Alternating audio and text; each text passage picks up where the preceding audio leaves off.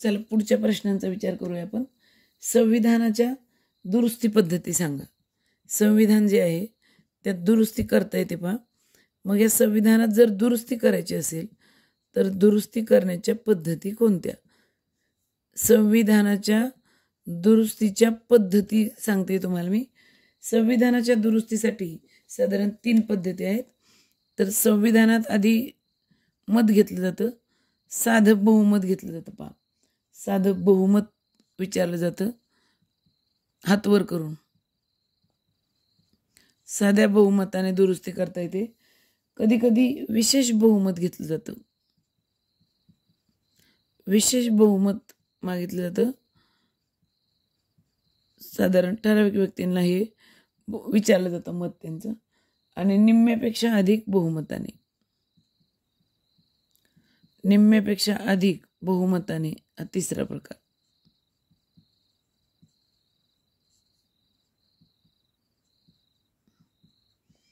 साधारणपणे संसदेत संविधानात जर दुरुस्ती करून घ्यायची असतील तर आधी साधं बहुमत किंवा मग विशेष बहुमत किंवा निम्म्यापेक्षा अधिक बहुमत जर असेल तर संसदेमध्ये संविधानात दुरुस्ती करता येते आपल्याला जाऊन. आता पहा, लोकसभा कोणाचं प्रतिनिधित्व करते? तर साधारणपणे लोकसभेत कोण असतं? तर भारतीय जनता असते. आपली लोकसभा कोणाचं प्रतिनिधित्व करेल? भारतातल्या जनतेचं. लोकसभेचं काम कोण करतं? कोणाच्या नियंत्रणाखाली चालतं? तर लोकसभेला एक अध्यक्ष असतात पहा. अध्यक्षांचं नियंत्रण असतं लोकसभेवर. अध्यक्ष नियंत्रण ठेवण्याचं काम करतात लोकसभेमध्ये.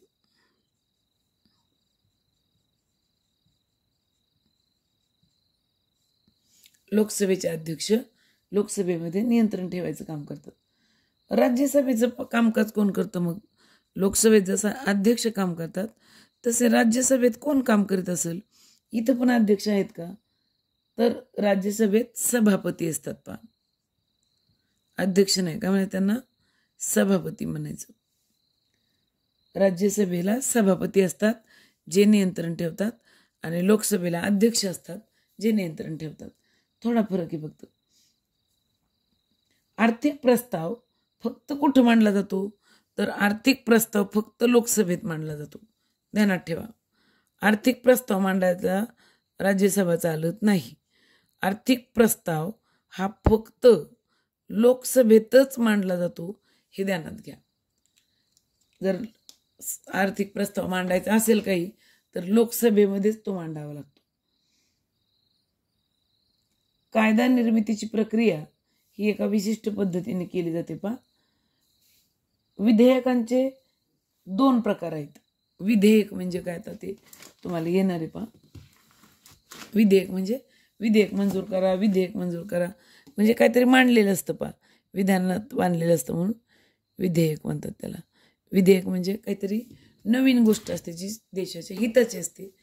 ती सभेत मांडली की विधेयक आपल्या पुढे आलं तर किती प्रकारे मांडता येईल विधेयक म्हणजे कसं मांडता येतं हे आपल्याला माहीत पाहिजे. साधारण 2 प्रकाराने विधेयक मांडता येतं. विधेयक आहे पहिलं असतं अर्थ म्हणजे पैशासाठी आणि दुसरं आहे सर्वसाधारण.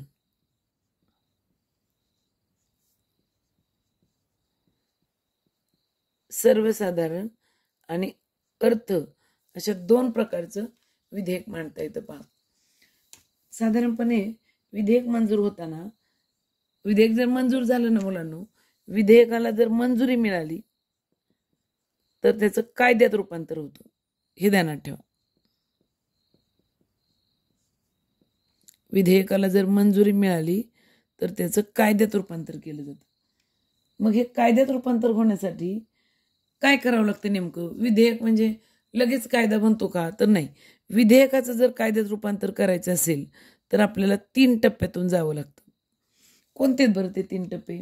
तर विधेयकाचं आपल्याला सगळ्यांसमोर वाचन करावं लागतं. कोणाचं ऑब्जेक्शन आहे का ते पाहावं लागतं पहा. विधेयकाचं पहिलं वाचन, दुसरं वाचन आणि तिसरं वाचन असे 3 वाचनं करावे लागतात. एकदा वाचायचं, परत एकदा दुसऱ्यांदा वाचायचं आणि शेवटी परत एकदा तिसऱ्यांदा वाचायचं. असे 3 वाचनं करावे लागतात विधेयकाचे. मग त्याचं जर कोणी ऑब्जेक्शन घेतलं नाही तर त्याचं कायद्यात रूपांतर केलं जातं पहा. कायद्याचे स्वरूप स्पष्ट करण्यासाठी विधेयकाचं जे वाचन होतं ते कोणतं, तर कायद्याचं स्वरूप स्पष्ट करण्यासाठी पहिलं वाचन.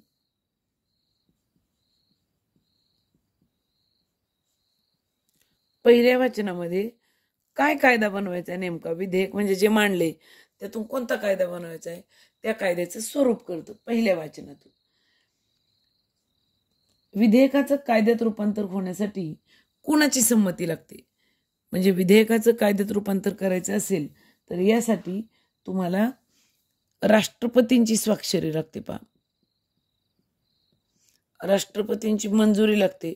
स्वाक्षरी म्हणजे कधी स्वाक्षरी केली जाईल, त्यांना बरोबर वाटलं ते ठीक आहे असं वाटलं तर ते स्वाक्षरी होते तिथं. राष्ट्रपतींची स्वाक्षरी झाल्याशिवाय कोणत्याच विधेयकाचं कायद्यात रूपांतर होत नाही, हे ध्यानात ठेवा. राज्य विधिमंडळ जे आहे तिथं कोणाची संमती लागते किंवा स्वाक्षरीनंतर विधेयक कायद्यात रूपांतरित होतं. जर मी राज्य विधिमंडळ घेतलं,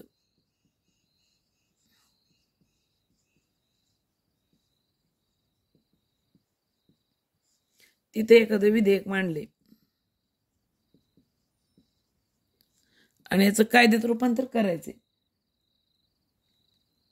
विधेयक कुठं मांडले, राज्य विधिमंडळात, आणि आपल्याला कायद्यात रूपांतर करायचे त्याचं.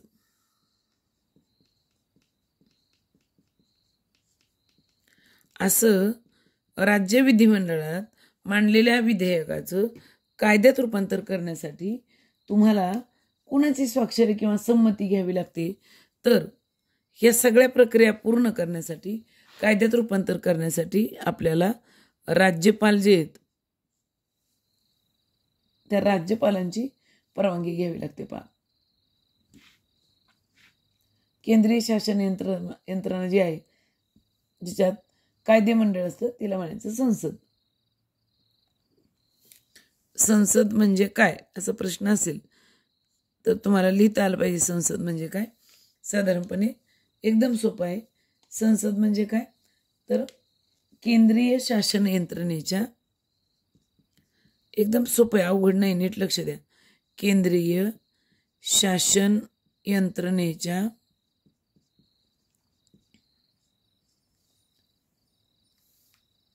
कायदेमंडळाला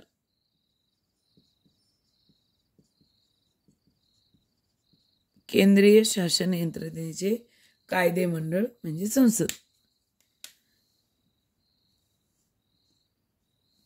केंद्रीय शासन यंत्रणेचे कायदेमंडळ म्हणजे संसद होय. अर्थमंत्री अंदाजपत्रक कधी सादर करतात, अर्थ विषयक अंदाजपत्रक साधारण कधी सादर केलं जातं, वर्षभरामध्ये अर्थविषयक अंदाजपत्रक कसं आहे किंवा अर्थ कसं चालेल, आर्थिक व्यवहार वर्षभरात त्याचा एक अंदाज लिहिला जातो आणि तो कधी वाचला जातो. किंवा अर्थमंत्री जे आहेत आपल्या देशाचे, अर्थमंत्री आपल्या देशाचे काय करतात, अर्थविधेयक मांडतात. कधी मांडतात त्याचा अंदाजपत्रक, तर साधारणपणे फेब्रुवारी महिन्यात. वर्षाच्या फेब्रुवारी महिन्यात अर्थमंत्री अर्थविषयक अंदाजपत्रक मांडतात. राज्यसभेचे पदसिद्ध सभापती कोणाला म्हणायचं, राज्यसभेचे पदसिद्ध सभापती कोण,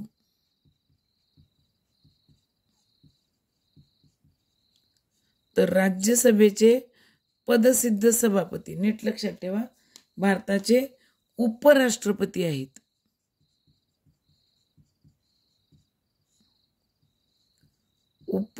उपराष्ट्रपती कुठले, राज्यसभेचे पदसिद्ध सभापती भारताचे उपराष्ट्रपती असतात. अवघड नाही पहा, थोडं डोकं लावून ध्यानात ठेवलं ना मुलांना तर सगळं जमतं पहा. अजिबात अवघड नाही, सोपे सोपे प्रश्न आहेत. प्रकरण 2 मध्ये काय येऊ शकतं या सगळ्या प्रश्नांची चर्चा मी इथं केलेली पहा. तुम्ही जर थोडं शांत डोकं ठेवलं आणि असं टेक्निकली एक एक एक एक मुद्दा पुढे नेला तर मला खात्री आहे की तुम्हाला हे नक्की कळेल पहा.